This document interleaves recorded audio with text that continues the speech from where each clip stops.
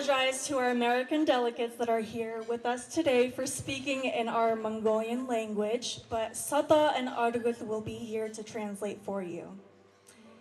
Тэрээр Монгол улсын соёлын гавьяа зүтгэлтэн соён гэгэрүүлэгч Дэндвийн сандаг доржийн гэр бүл төрж багаасаа ном унших зураг сонирхлын дагуулсаар 1988 онд дүрслэх урлагийн дунд сургуулийг Ваар урлагийн мэргэжлээр төгссөн байна.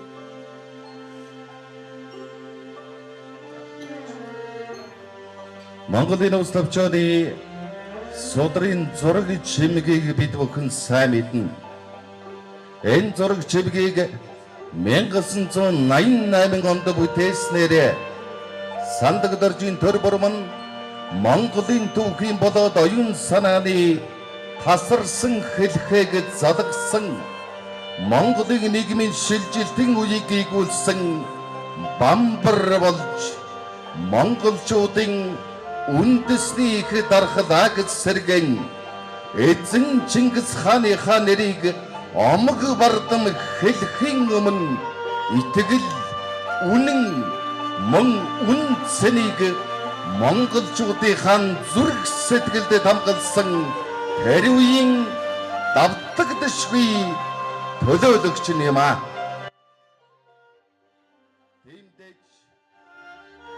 Эрхэмсэг найдадагтай хүндэт зочдоо тиймдээч улаан номог хэмээн дэвтлэгдсэн Монголын улс төвчөөс судар өнөөч гэсэн үн цэнэ алдалгүй Монгол айлбарын хойморд хүндэтгэлтэйгээр заларч Монгол хүний оюун санааны дархлааг бадлагаажуулсан их түүхтэй бүтээл.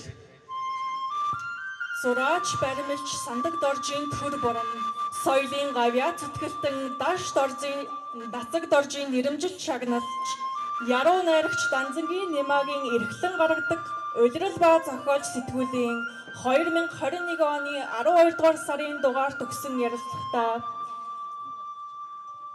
Монголын улс төвчөө бол монголчуудын оюун санааны тусгаар тогтнолын баталгаан гэж тэрээр анх удаа хамгаалan хэлсэн байдаг.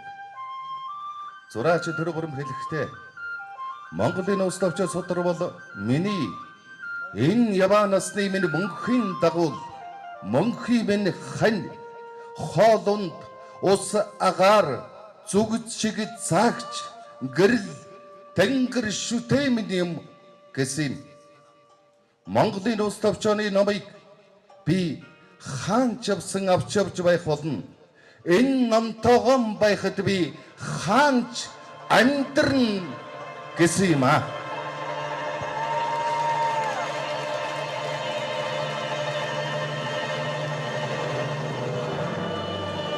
Эрхэмсэг найдадагтай эрхэм хүндэт зочид төлөөлөгчдөө та бүхэндээ одоо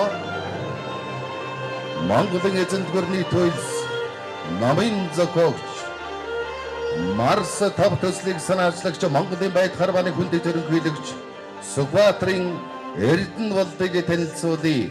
За өнөөдрийн үйл ажиллагаанд цаг зав баяр наадмын улмаас хараахан ирж амжааг байна. Гэхдээ зураач сандаг доржийн төр бурман Сүхбаатарын Эрдэнэ болдын Монголын эзэнт гүрний төлс намын зургийг амлуулснаар тэдний уран бүтээлийн холбоо эхэлснийг та бүхэнд танилцуулахад баяртай байна. Дэлгэцэнд анхаарлаа хандуулно.